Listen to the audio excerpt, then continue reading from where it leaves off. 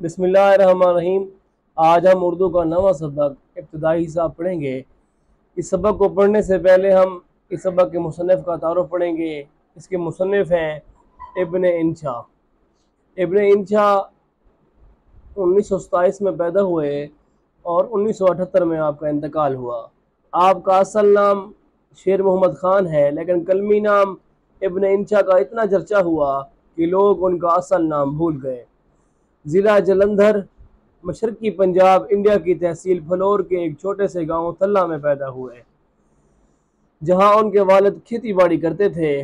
लुधियाना से matric pass किया, मज़ीद तालीम हासिल करना चाहते थे, मगर तंग दस्ती गुर्बत की वजह से हासिल ना कर सके और मुलाजमत कर ली, लेकिन साथ साथ प्राइवेट तौर पर तालीम जारी रखी और 1940 में पंजाब यूनिवर्सिटी से BA किया।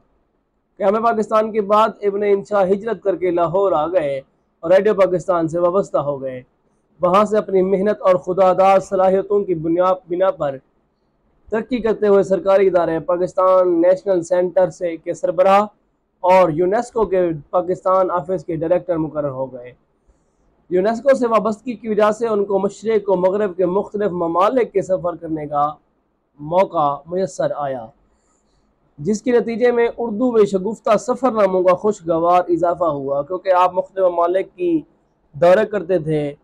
मुख्तलिफ ममालिक के दौरे करने की वजह से आपने सफ़रनामे लिखे और उन सफ़रनामों की वजह से उर्दू में खुशगवार इजाफा हुआ। उनके सफ़रनामों में आवारा गर्द की डायरी, ये उनकी किताब का नाम है सफ़रनामे की, और दुनिया गोल है, इब्न बतूता के ताक़ुब में, चलते हो तो चीन को चलिए, और नगरी नगरी फिरा मुसाफिर, ये उनके सफ़रनामों के मजमूए हैं शामिल हैं। उर्दू की आखिरी किताब, जो उर्दू की पहली किताब की पैरोडियों का मजमूआ है। पैरोडी कहते हैं नक्काली, यानी कि किसी चीज़ में मज़ाह पैदा करना, किसी किताब की नकल करके उसके अंदर अपना इजाफा करके उसमें मज़ाह पैदा करने की कोशिश करने को पैरोडी कहते हैं। उर्दू की आखिरी किताब, जो उर्दू की पहली किताब की पैरोडियों का मजमूआ है, उर्दू की आखिरी किताब लिखी है इब्न इंशा ने, जबकि उर्दू की जो पहली किताब है उस किताब का नाम है, वो लिखा है इस्माइल मेरठी ने। में हमें तंज़ो मज़ाह के आला नमूने देखने को मिलते हैं। इब्न इंशा ने किताब के शुरू में लिखा है, इस किताब के उर्दू की आखिरी किताब जिसका नाम है, आखिरी नहीं है, वो और भी किताबें आई हैं, उस किताब का नाम है उर्दू की आखिरी किताब के शुरू में लिखा है कि ये किताब जहनी बालगों के लिए है। जहनी बालग से मुराद समझदार लोग, शऊर वाले लोग, और हकीकत भी यही है कि उनकी नसर, उनके जो लिखी हुई तहरीरें हैं, मामूली समझ रखने वालों की समझ से मावरा है, उनकी समझ से बाल आता है, उनको समझ नहीं आती। सिर्फ उन लोगों को आपकी नसर समझ आती है जो जहनी बालिग हैं, शऊर रखने वाले हैं, समझने वाले हैं नसर को। और उनकी नसर को समझने के लिए क्या ज़रूरी है? मुतालिया तारीख़ और जुग्राफियाई सरहदों और उनके कल्चर पर नज़र होनी चाहिए। शामिल किताब सबक, कौन सा सबक? इब्तिदाई हिसाब, उनकी इसी किताब से मुस्तार है। किस किताब से? उर्दू की आखिरी किताब, इसमें से ये सबक लिया गया है। अब हम पढ़ेंगे सबक इब्तिदाई हिसाब का खुलासा। सबक उन्वान है इब्तिदाई हिसाब, मुसन्निफ़ का नाम है इब्न इंशा। सबक में मुसन्निफ़ इब्न इंशा ने हिसाब के 4 बुनियादी कायदों को तंज़िया अंदाज में बयान किया है। सबसे पहले मुसन्निफ़ जमा को ज़ेर बहस लाते हैं। मुसन्निफ़ जमा को ज़ेर बहस लाते हुए लिखते हैं कि जमा करना मुश्किल है, ख़ास तौर पर महंगाई के दौर में, क्योंकि सब कुछ खर्च हो जाता है। जमा का कायदा मुख्तलिफ लोगों के लिए मुख्तलिफ है। आम लोगों के लिए 1 जमा 1 बराबर है 1.5 के, क्योंकि आधा इनकम टैक्स वाले ले जाते हैं। रिश्वत के कायदे से जमा में इजाफा होता है। एक जमा का कायदा ज़ुबानी खर्च जमा खर्च का है। ये कायदा ख्याली और फर्जी बातें करके मुआशी मसाइल हल करने के काम आता है, और इसे इस्तेमाल करने में हमारे हुक्मरान और सियासतदान बहुत माहिर हैं। इब्तिदाई हिसाब के कायदे में मुसन्निफ़ तफरीक के कायदे को ज़ेर बहस लाते हुए लिखते हैं कि मुसलमान होने के बावजूद आपस में बंगाली और पंजाबी की तफरीक कायम है। हिसाब का ये कायदा, तफरीक से मुराद माइनस करना, अब यहाँ पे किस चीज़ की तकसीम है? पंजाबी की, बंगाली की। हिसाब का ये कायदा कदीम ज़माने से चला आ रहा है। तफरीक का मतलब एक अदद को दूसरे अदद से निकालना है। इस उसूल के मुताबिक बाज़ अदद खुद ब खुद निकल जाते हैं और बाज़ को डंडे मार कर और फतवे देकर अपने मफाद की खातिर निकाला जाता है। काबिल तवज्जो बात यह है कि जो लोग ज़्यादा जमा कर लेते हैं वही ज़्यादा तफरीक भी करते हैं। हिसाब का तीसरा कायदा, अब यहाँ पे हमने दूसरा कायदा पढ़ा था तफरीक का, तीसरा कायदा है ज़रब का। ज़रब की कई किस्में हैं। ज़रब अरबी में मारने को कहते हैं। ज़रब खफीफ छोटी ज़रब आहिस्ता मारना, ज़रब शदीद कुछ ज़्यादा मारना, ज़रब कारी बहुत ज़्यादा मारना वगैरह। ज़रब की एक और तकसीम भी है, यहाँ पर यह तकसीम मुराद नहीं है, मतलब इसको तकसीम करना मज़ीद हिस्से। पत्थर की ज़रब पत्थर से मारना, लाठी की ज़रब लाठी से मारना, बंदूक की ज़रब बंदूक से मारना। यानी ज़रब सिर्फ रियाजी तक महदूद नहीं बल्कि ज़िंदगी के मुख्तलिफ पहलुओं में भी इसका अमल दखल है। इब्तिदाई हिसाब का चौथा कायदा तकसीम है। पहला था जमा, दूसरा तफरीक, तीसरा ज़रब, चौथा तकसीम। और सबसे ज़्यादा झगड़े इसी पर होते हैं। किस पर? तकसीम पर। जायदाद की तकसीम, किसी चीज़ की तकसीम, क्लासों की तकसीम, इसी पर झगड़े होते हैं। तकसीम का मतलब है बांटना। तकसीम का तरीका कुछ मुश्किल नहीं। हकूक अपने पास रखिए, फ़राइज़ दूसरों में बांट दीजिए। इस लिहाज से तकसीम बहुत आसान है। रुपया पैसा अपने जेब में डालें और दूसरों को किनात की तलकीन करें, यानी कि रुपया पैसा खुद तकसीम ना करो बल्कि दूसरों को कहें कि आप किनात से गुजारा करो। दौलत को आपस में इस तरह तकसीम करने से किसी को कानून कान खबर नहीं होती। अलजबरा, अब यहाँ पे 4 कायदे हो गए, उसके बाद आ गया अलजबरा। जबरन पढ़ाया जाता है। ये हरफों का खेल है। मरूजी आ सकती है। अलजबरा किसका खेल है? हरफों का। और इसका मतलब, इसका सबसे मशहूर हर्फ ला है। ला अरबी में नहीं को कहते हैं, जिसके मानी कुछ नहीं। कुछ लफ्ज़ों के साथ लग कर ये उनके मानी सलब कर लेता है, ख़त्म कर देता है, हज़फ कर देता है। और बाज़ लफ्ज़ उसके बगैर बेमानी होते हैं। दुकानदार और गदागर इस लफ्ज़ का ज़्यादा इस्तेमाल करते हैं। गदागर कहते हैं फ़कीर को।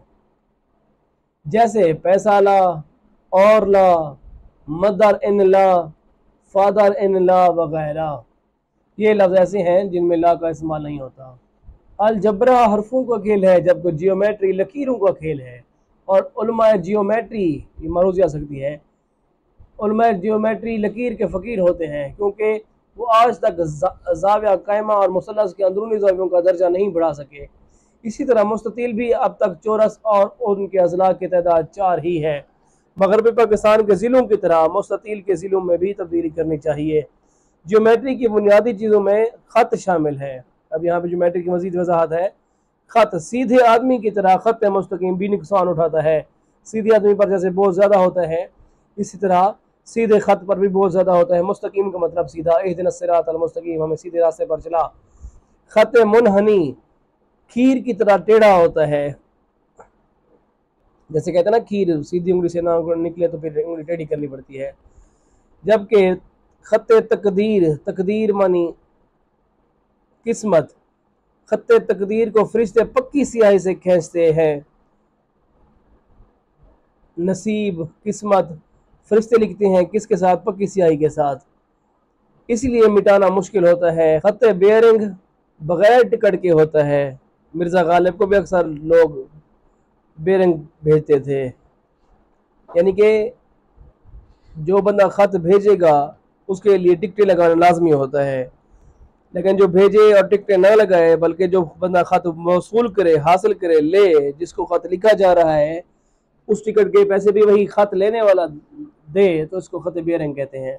बगैर टिकट के भेज देते हैं। जो ख़त हासिल करता है, लेता है, उसको ख़त से मुराद यहाँ पे लेटर है, वही उसके पैसे देता है। और ख़त शिकस्ता, शिकस्ता मनी गलत मलत में डॉक्टर गलत दवाएं लिख कर मरीजों को देते हैं।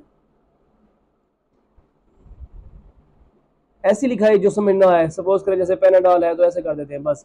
अब हमें समझ नहीं आती ये क्या लिखा हुआ है। दुकानदार के पास, मेडिकल स्टोर वाले के पास जाते हैं, फार्मेसी वाले के पास जाते हैं तो वो समझ जाते हैं। शिकस्ते लग जाते हैं, पूरा नाम नहीं लिखते, इसके लिए उसको कहते हैं ख़त शिकस्ता, जिसे पढ़ने वाले गलत पढ़ने के बाद हमें दवाएं गलत देती हैं, जिसकी वजह से मरीज मर जाते हैं। इसके बाद अगला ख़त है ख़त इस्तवा, जिस पर दिन रात बराबर होते हैं, इसीलिए मुसावात की अलामत दी जाती है। जियोमेट्री की किताबों में नुक्ता जगह नहीं घेरता। ये देखें नुक्ते ने कितनी जगह घेरी है, लेकिन 6 नुक्तों ने, लेकिन 6 नुक्तों से तो आप पूरा पाकिस्तान घेर सकते हैं। यहाँ पे समझने वाली बात यह है कि पाकिस्तान के लफ्ज़ में 6 नुक्ते हैं जिनने पूरे पाकिस्तान के लफ्ज़ को घेरा हुआ है। अगर ये हटा दे तो पाकिस्तान कोई लफ्ज़ नहीं बनेगा। जियोमेट्री में हर दायरा गोल होता है, दायरा गोल दायरा, और उसके कुतर की लंबाई निस्फ कुतर से दुगना होती है। ये देखें, ये कुतर है ना, अब ये इसको निस्फ कर दिया, आधा, ये आधा है तो ये भी आधा, तो ये 2 बनेंगे तो उसके साथ एक पूरा कुतर बनेगा। एक इस्लाम का दायरा है जिससे आज तक लोगों को सिर्फ खारिज किया जाता है, किसी को क्या कहकर, किसी को क्या कहकर, मुख्तलिफ नारे लगाकर, तू भी काफिर वो भी काफिर कह कह के उनको निकाला जा रहा है। मुसल्लस या तकोन के 3 कोने होते हैं। मुसल्लस, ये आप शक्ल देखें ना, इसके 3 कोने होते हैं। 4 कोनों वाली हमने नहीं देखी। क्या मुसल्लस 4 कोनों वाले मुस्ततील की शक्ल होती है या मुरब्बा की होती है? यहाँ पर वो तंजिया और मज़ाहिया लहजा इस्तेमाल करते हैं। इस तरह हमारे सबक का खुलासा इख्तिताम पसीर हुआ। अब हम इसकी मश्क हल करते हैं। इब्तिदाई हिसाब की अब हम मश्क हल करेंगे। सवाल नंबर 1 है, दुरुस्त जवाब पर टिक का निशान लगाएं। पहला सवाल है, ज़ुबानी जमा खर्च का कायदा जो आजमूदा है काम आता है बच्चों को बहलाने के लिए, दोस्तों को डरखाने के लिए, घर के मसाइल हल करने के लिए, मुल्की मसाइल हल करने के लिए। तो इसका जवाब है मुल्की मसाइल हल करने के लिए। दूसरा सवाल है, मैं मुसलमान हूँ तू मुसलमान नहीं, इसको कहते हैं जमा करना, तफरीक पैदा करना, लड़ाई करना, ज़रब देना। तो यह है तफरीक पैदा करना, फ़र्क करना कि तू मुसलमान नहीं है मैं मुसलमान हूँ।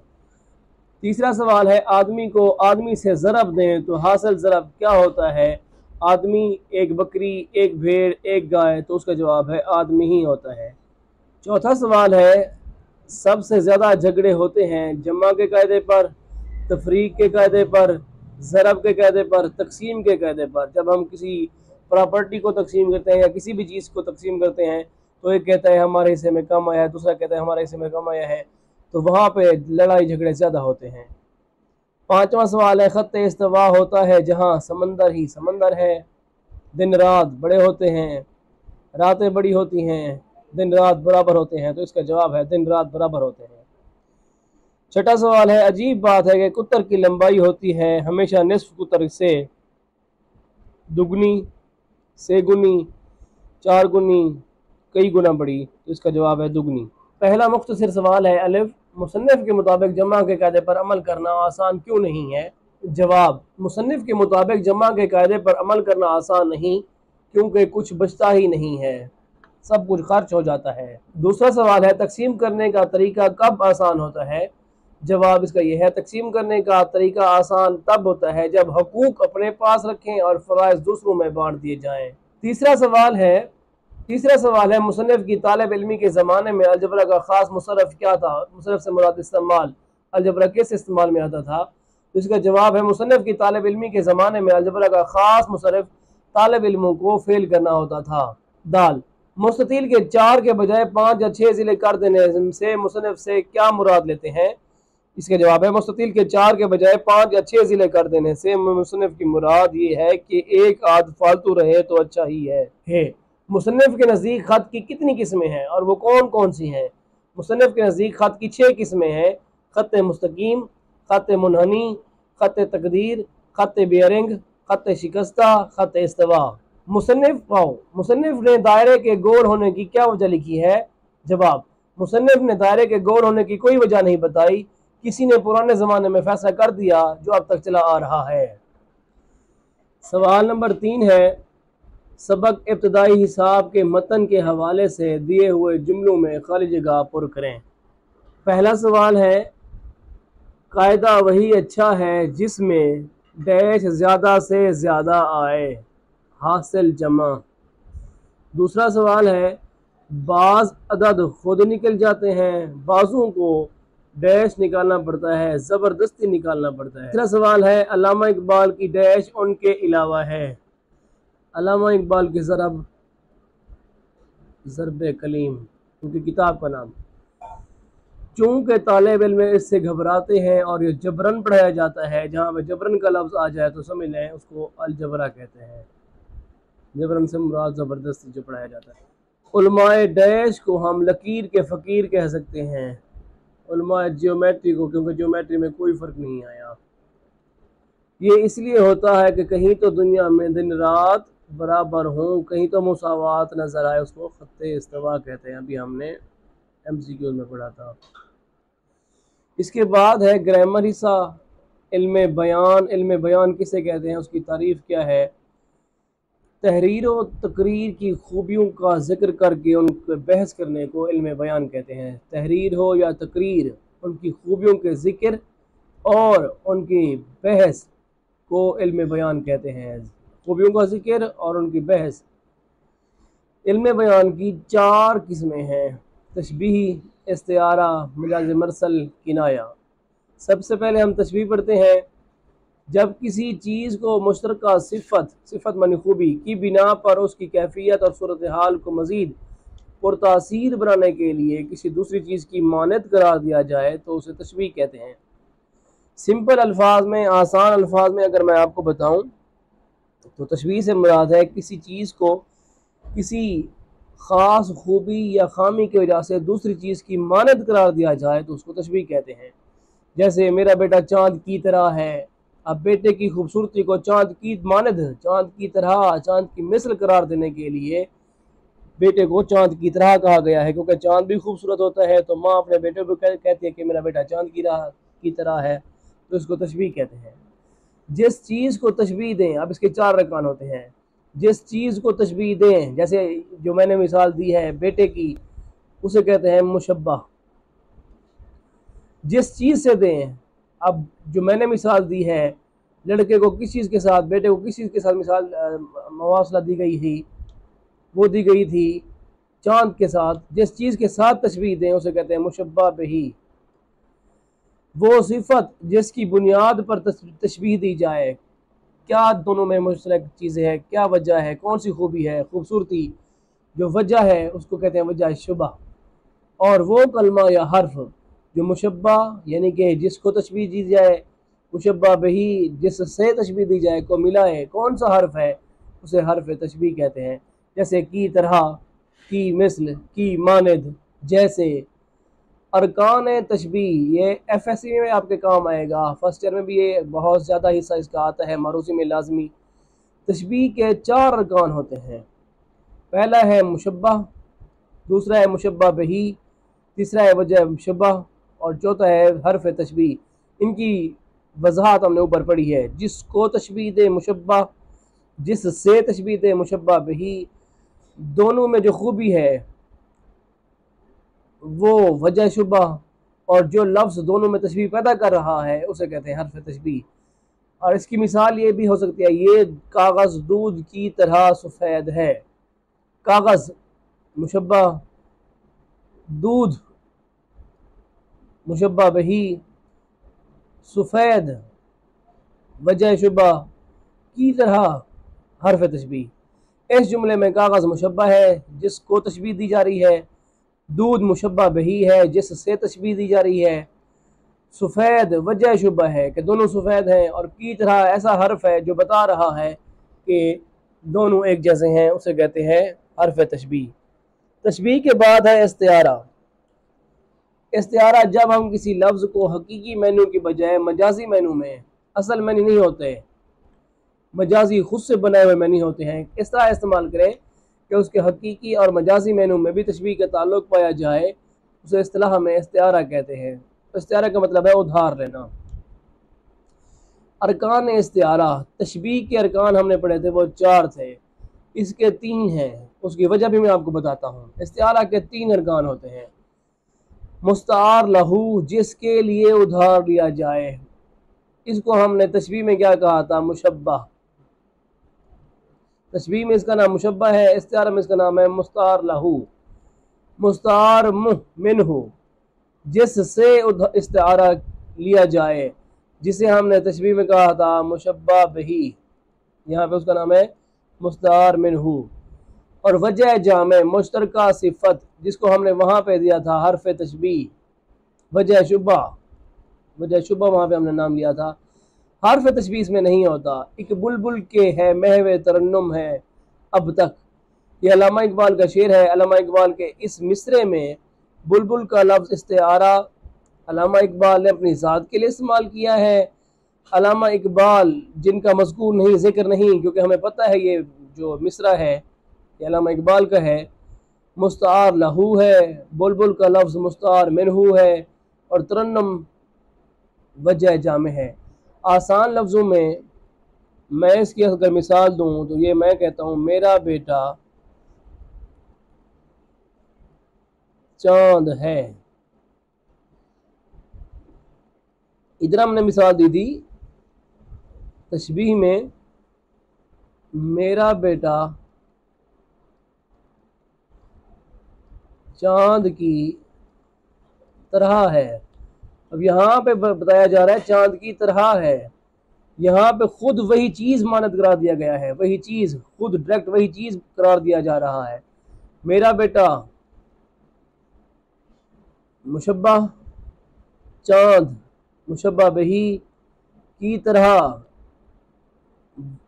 हरफ तशबीह, और इन दोनों में जो खूबसूरती है वो क्या है? वजह शुबा। मेरा बेटा चांद है या मेरा बेटा शेर है? मेरा बेटा शेर है।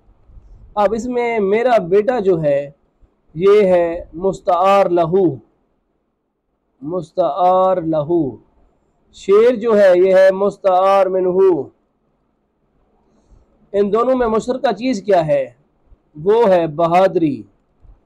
बहादुरी जो है वो है वजह जामे, वजह जामे। इसी तरह यहाँ पे मेरा बेटा क्या हो गया? मुस्तार लहू। किस चीज़ के साथ है? चांद के साथ। वो है मुस्तार मुँह, और इन दोनों में चीज़ क्या है मुश्तरक? वो है खूबसूरती। डायरेक्ट वही चीज़ करार देना। वहाँ पे कहते हैं की तरह है, यहाँ पे डायरेक्ट वही चीज़ करार देता है। इस्तिआरा और तशबीह में यही फ़र्क है। इसके 4 अरकान इसलिए होते हैं क्योंकि यहाँ पर एक इजाफा है जो वो इसका होता है, वो है हर्फ तशबीह का, की तरह का। यहाँ पे की तरह नहीं कहा जाता बल्कि डायरेक्ट वही चीज़ करार दी जाती है, इसलिए इसको यहाँ पे हर्फ कोई नहीं होता जो उसको दूसरी चीज़ के साथ मुमासलत दे। इसलिए इसके 3 अरकान होते हैं इस्तिआरा के।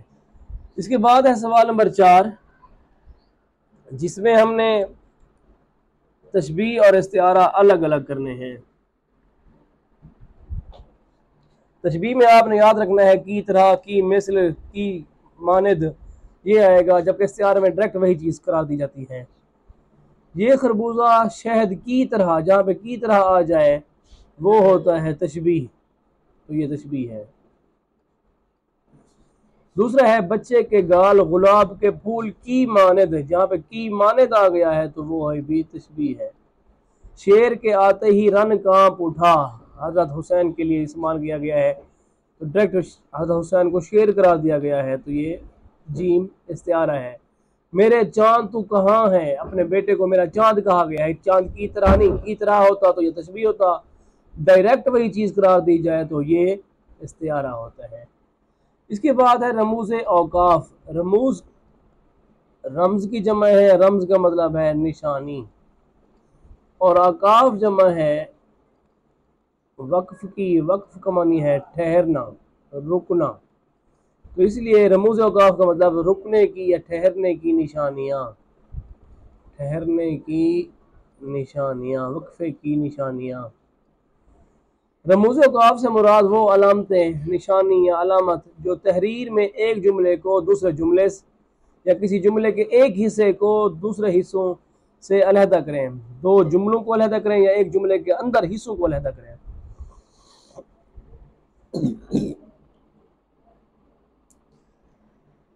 उर्दू में रमूज़ औकाफ के तौर पर काफ़ी अलामतें इस्तेमाल होती हैं। यहाँ पे हम सिर्फ 5 अलामतों का महल इस्तेमाल वाज़े करते हैं कि ये कहाँ पे इस्तेमाल होती हैं। पहली है सकता। आपने वैसे भी सुना होगा कि हैरत अंगेज़ चीज़ देखकर वो सकते में आ गया। इस अलामत को वक्फ मनी ठहरना, खफीफ मनी बिल्कुल थोड़ा सा, वक्फ खफीफ भी कहा जाता है। इनका दूसरा नाम वक्फ खफीफ है, इसको आपने याद रखना है, ये मरूज़ी में आ सकता है। यह अलामत तहरीर में सबसे कम तवक्कुफ यानी कि वक्फे के लिए, ठहरने के लिए इस्तेमाल की जाती है। जहाँ ये अलामत आए वहाँ पढ़ने वाले को बगैर सांस टूटे बिल्कुल ज़रा सी देर के लिए ठहरना चाहिए। जैसे लाहौर, सकता। अब यहाँ पे सकता पढ़ेंगे नहीं, जस्ट आपको सिखाने के लिए, समझाने के लिए बताया जा रहा है। सियालकोट, गुजरात, मुल्तान और सरगोदा। जब एक जैसे नाम आ जाए और आखिरी दो नामों के दरमियान में और लफ्ज़ आता है। पंजाब के बड़े बड़े शहर हैं। इसके बाद दूसरी अलामत है वक्फा की। उसकी अलामत कैसी होती है? नुक्ता डाल के ऊपर से ऐसे उल्टा वाव डाल देते हैं। इस अलामत को निस्फ वक्फ भी कहा जाता है। उसका नाम था वक्फ खफीफ, इसका नाम है निस्फ वक्फ। ये अलामत सख्ता से ज़रा ज़्यादा ठहराव के लिए आती है, वो सबसे कम के लिए आती है और ये उससे थोड़ा सा ज़्यादा। ये अलामत दो मकासद के लिए इस्तेमाल होती है। जब एक तवील जुमले में छोटे छोटे जुमले आए, या तवील बनी लंबा बड़ा, या किसी जुमले के मुख्तलिफ अज्जा पर जोर देना मकसूद हो। जैसे जो करेगा सो भरेगा, जो बोएगा सो काटेगा।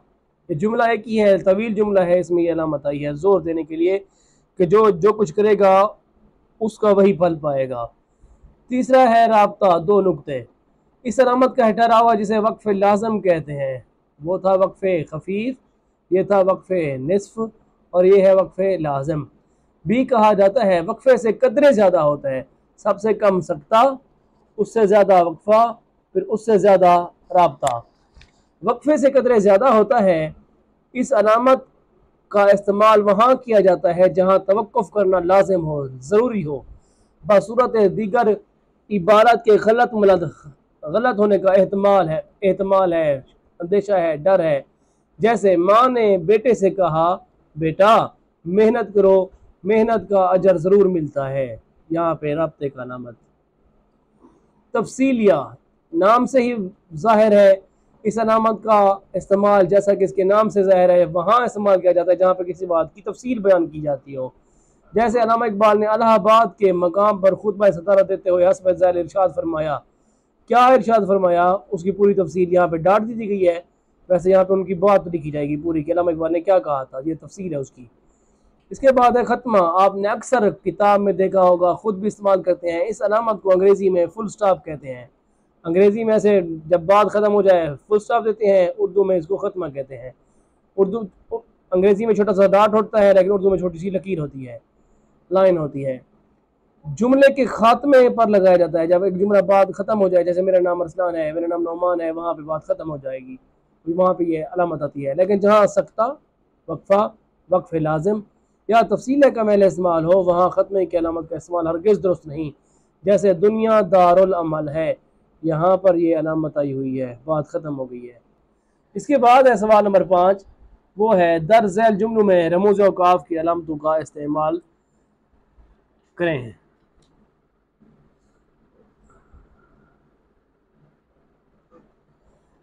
पहला जुमला है आज मौसम अलिफ, आज मौसम बड़ा खुशगवार है।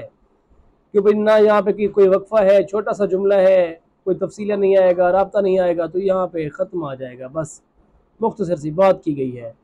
इसके बाद है बे, कायदे आज़म का फरमान। क्या फरमान है? यहाँ पे हम देंगे राब्ता। इत्तेहाद, सकता, तंजीम और यकीन मोहकम, ये उनकी बात है। जिनकी बात हो उसको हम वावैन में लिखते हैं। आगे इसके हम पढ़ेंगे।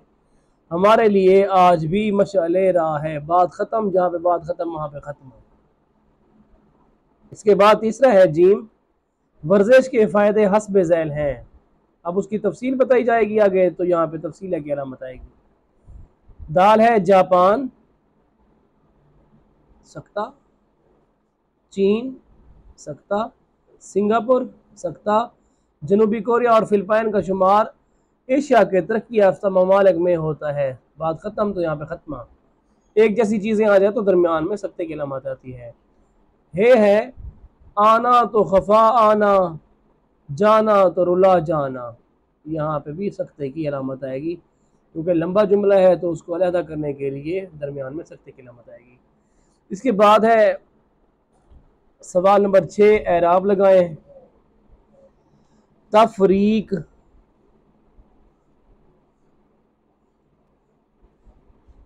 तकसीम,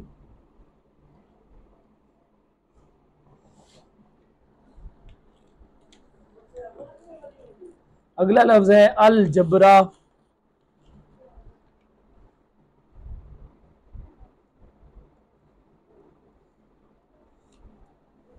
मुसल्लस,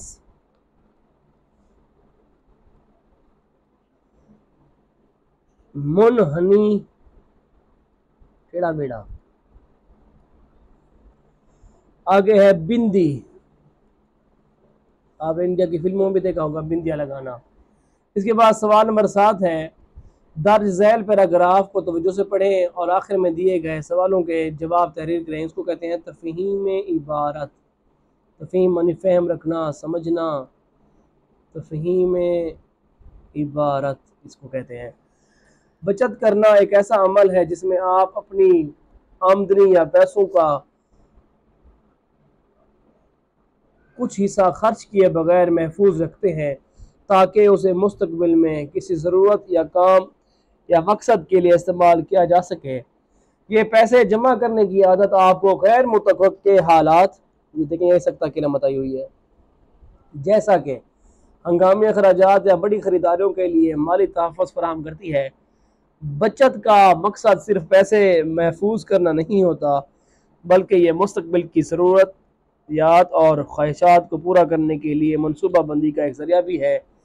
बचत करने से मालियाती आज़ादी और इस्तेहकाम हासिल किया जा सकता है, जिससे आप ज़िंदगी में अपने अहदाफ को हासिल करने में कामयाब हो जाते हैं। पहला सवाल है, अब यहाँ पे हमने पैराग्राफ पढ़ लिया, आप सवालों के जवाब देने हैं। पहला सवाल है, बचत करने से क्या मुराद है? बचत करने से मुराद है अपनी आमदनी में से कुछ हिस्से बचा लेना, महफूज कर लेना, जिनको खर्च ना किया जाए। दूसरा सवाल है, बचत करने के क्या फ़ायदे होते हैं? ये देखें, ये इसका जवाब दिया हुआ है। बचत करने से इंसान गैर मुतवक्के हालात और हंगामी हालात के लिए तैयार रहता है और परेशानी से बच जाता है। तीसरा सवाल है, क्या बचत करने का मकसद अपने रकम महफूज करना है? बचत का मकसद सिर्फ पैसे महफूज करना नहीं होता, बल्कि यह मुस्तकबिल की ज़रूरियात और ख्वाहिशात को पूरा करने के लिए मनसूबा बंदी का भी एक जरिया है। ये तीसरे का जवाब है। चौथा सवाल है, बचत से किस तरह मालियाती आज़ादी और खुद मुख्तारी हासिल की जाती है? बचत करने से गैर मुतवक्के हालात और हंगामी हालात के लिए पैसा जमा होते हैं। इस तरह इंसान को मालियाती आज़ादी और खुद मुख्तारी हासिल होती है। ये यहाँ पे हमने पढ़ा था, गैर मुतवक्के हालात और हंगामी हालात के लिए पैसे बचे होते हैं, इसलिए मालियाती और आज़ादी और ख़ुद मुख्तारी हासिल की जाती है। इस इबारत का मौजू उन्वान तजवीज़ करें। उन्वान एक या दो लफ्ज़ों पर मुश्तमिल होता है, मुख्तसर सा एक जुमला होता है। किस चीज़ के बारे में है ये पूरा पैराग्राफ, पूरी इबारत? तो ये है बचत करने के मकासद और फ़वाइद। बचत करने के मकासद और फ़वाइद। इस तरह हमारा ये सबक अपने अख्ताम को पहुँचा।